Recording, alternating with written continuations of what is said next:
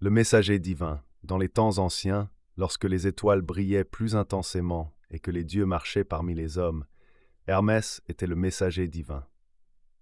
Son rôle était de transmettre les volontés des dieux aux mortels et de veiller sur les chemins qui reliaient les mondes. Hermès était un dieu polymorphe, toujours en mouvement. Il portait des sandales ailées qui lui permettaient de se déplacer rapidement d'un endroit à l'autre. Son caducée, une baguette magique, lui conférait le pouvoir d'endormir les dieux et les mortels, ainsi que de guider les âmes des défunts vers les enfers. Un jour, alors qu'il traversait une forêt dense, Hermès rencontra un jeune voleur nommé Théon.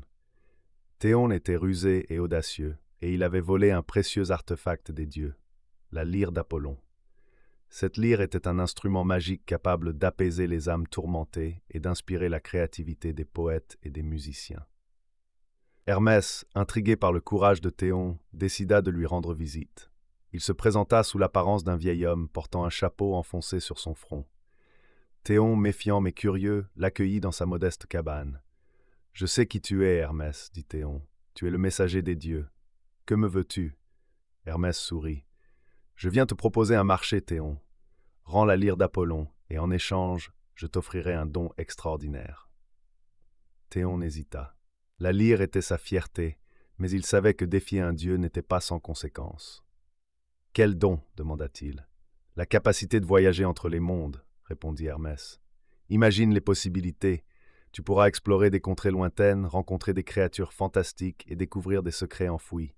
En échange, la lyre retournera à son propriétaire légitime. » Théon réfléchit.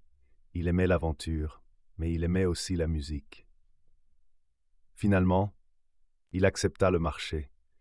Hermès lui remit un pétase, un chapeau magique qui lui permettrait de se rendre où bon lui semblait. Dès lors, Théon devint un voyageur intrépide. Il visita des mondes enchantés, des cités perdues et des îles mystérieuses.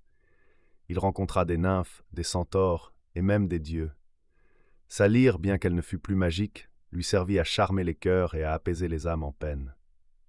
Mais Théon ne put s'empêcher de penser à Hermès. Le dieu des voyageurs avait-il d'autres plans pour lui? Et quel était le prix à payer pour ce don extraordinaire? Un jour, alors qu'il se reposait au bord d'un ruisseau, Théon entendit une mélodie familière. C'était la lyre d'Apollon. Le dieu lui-même était là, debout devant lui. « Théon, dit Apollon, tu as bravé les interdits en volant ma lyre, mais grâce à toi, elle a retrouvé sa voix. En échange, je t'offre une dernière faveur. Que désires-tu » Théon regarda la lyre, puis Apollon. « Je veux rentrer chez moi, dit-il simplement. » Apollon sourit.